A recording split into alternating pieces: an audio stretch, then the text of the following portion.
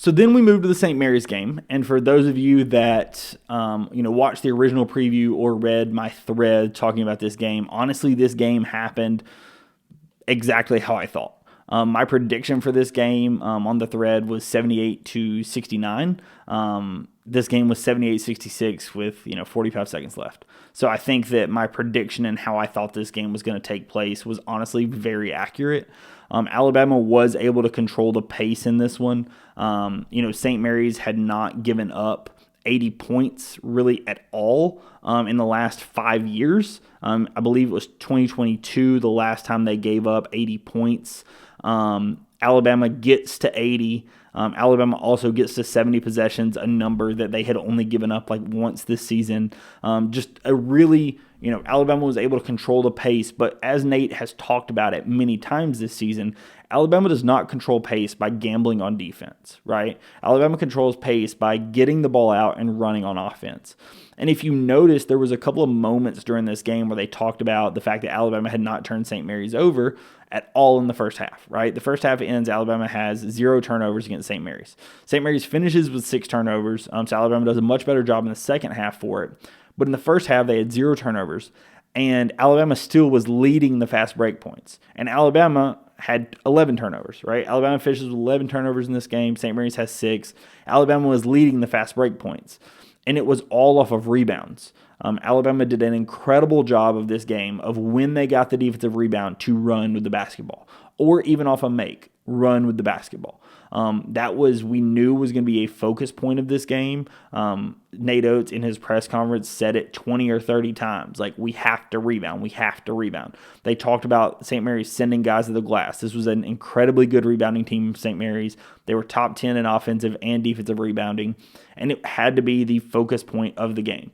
As Nate said, you're not going to blank St. Mary's. They were going to get their rebounds, but you had to fight and had to get the rebounds you could. And Alabama ends up getting 33 defensive rebounds. And those defensive rebounds led to a lot of points because Alabama was able to get out and run, get ahead of the defense, and score on a non-set defense. And it was a huge key to this game. Again, Alabama used the pick and roll with Grant Nelson and with Cliff Amore. Grant Nelson starts in this game, played great. Both guys had really, really big roles, him and Cliff, from a alley-oop perspective. Cliff had a couple of just absolutely jaw-dropping alley-oops. The one that we were watching in Heat, I was watching with Hunter and a bunch of other guys there, and Mark throws one up, and Cliff just does a reverse alley-oop. Just absolutely insane. We were curious where the ball was even going because it just kind of felt like Mark almost had lost it and just kind of put it up, and Cliff went up and got it. There was another one that it looked like the alley-oop was going to Jaron. Cliff steals it from him midair and goes for it. And then the one that's kind of been shown around on Twitter and a lot of videos been taken, LeBaron Fallon in transition hits Grant, where he hits an alley-oop over 2 guys, right? So Alabama, was obviously utilizing the alley-oop, utilizing some of the guards in transition to take as much advantage as they could. Alabama had a lot of success with this.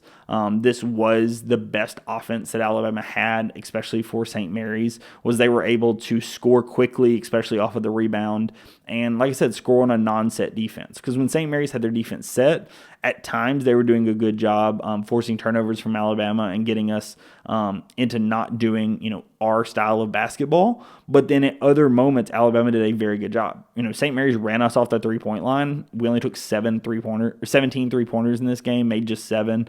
St. Mary's actually took 14, so St. Mary's almost took as many three-pointers as we did.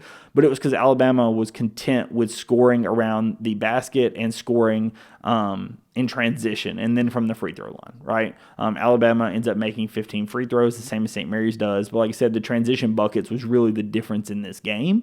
And Alabama is able to have a lot of success because of that.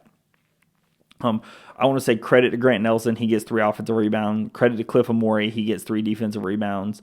Cliff has another double-double in this game. Absolute credit to him. I thought that Muhammad Diabate had another good game. I thought that Jaron Stevenson at moments had a decent game. I thought Aiden Holloway had a good game. in his minutes, I thought Darion Reed played very well. I thought that in general, Alabama played a pretty good game. It really felt like Mark Sears at moments was very successful against them, and at moments it felt like he was forcing it a little too much. He did have some foul trouble, and when he went out, Aiden and LeBaron did a very good job keeping the offense rolling. Another guy that we have to talk about just because of how well he shot the basketball was Chris Youngblood.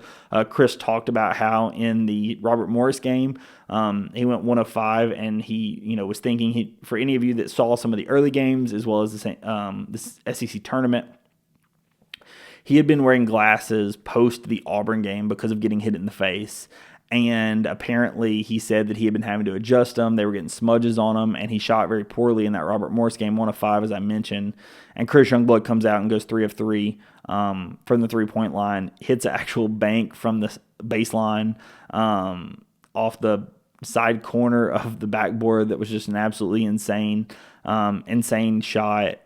Really looked like the Chris Youngblood that we expect. Much more comfortable out there. It definitely, based on his comments and such, it really feels like the glasses were affecting him in some way, whether it would be psychologically or, just inability to see the same if there's smudges and stuff.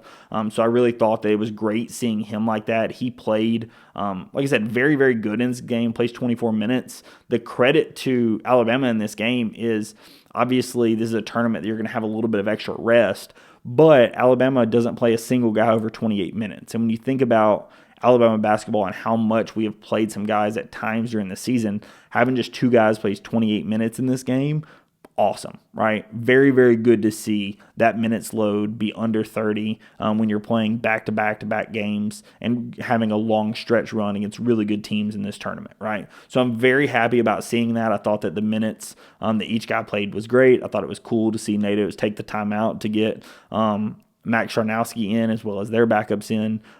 Really cool just to get guys into a March Madness game. I thought really classy. Like I said, Alabama's able to hold them at arm's length. Alabama wins by 14, and Alabama puts up the most points that St. Mary's has given up since 2022. So was very, very happy with what I saw in that game.